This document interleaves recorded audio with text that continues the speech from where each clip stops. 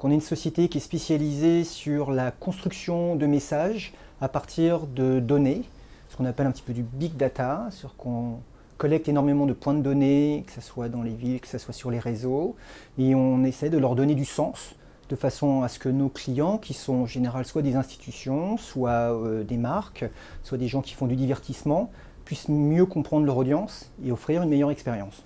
Ce qui nous intéresse et ce que l'on fournit, c'est cette capacité de connecter différents types d'écrans, quels qu'ils soient, à des gens, et être capable de leur amener un message qui fait du sens par rapport à l'endroit où ils sont, l'heure où ils sont, ce qu'ils ont fait avant, etc.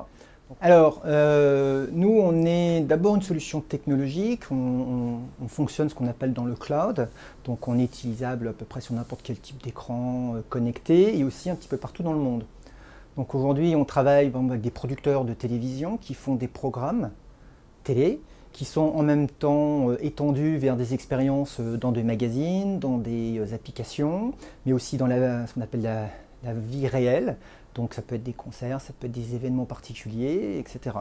Donc notre modèle économique est basé sur l'utilisation de notre plateforme, plus ce qu'en général on appelle de l'accompagnement, sur qu'on aide nos clients à garder le fil, principalement, parce qu'on leur donne une grande liberté en fait pour construire leurs histoires, on les aide à garder le fil et on s'occupe de toute la partie technologique. Nous on a créé la société en France, parce qu'on est français à la base, c'est un beau marché.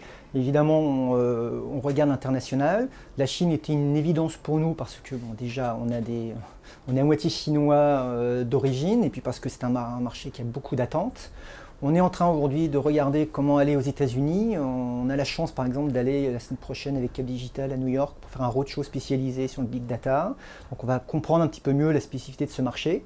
Et petit à petit, on espère grandir sur les principaux continents, tout en gardant notre pied en France. Toute notre R&D est ici. Et il y a beaucoup de travail, beaucoup de choses à faire en région. On travaille beaucoup avec des clusters par exemple, on travaille avec des gens comme Imaginov ou Primi qui sont dans le sud de la France et qui permettent de cristalliser vraiment sur le terrain de base et la richesse qu'il y a dans les régions. Alors la Smart City, c'est quelque chose qui n'était pas dans notre horizon initial. C'est venu plutôt à travers nos expériences de citadins, d'urbains, où à force de travailler avec des gens qui font des écrans connectés, des abribus connectés, etc. Comme nous, notre métier de base, c'est vraiment utiliser les connexions pour faire passer des messages. On s'est rendu compte qu'il y avait une vraie appétence aujourd'hui sur le marché pour rendre la vie et l'expérience urbaine qui est assez difficile dans certaines grandes villes, beaucoup plus agréable, en remettant vraiment au centre l'individu, que nous sommes tous dans cette ville.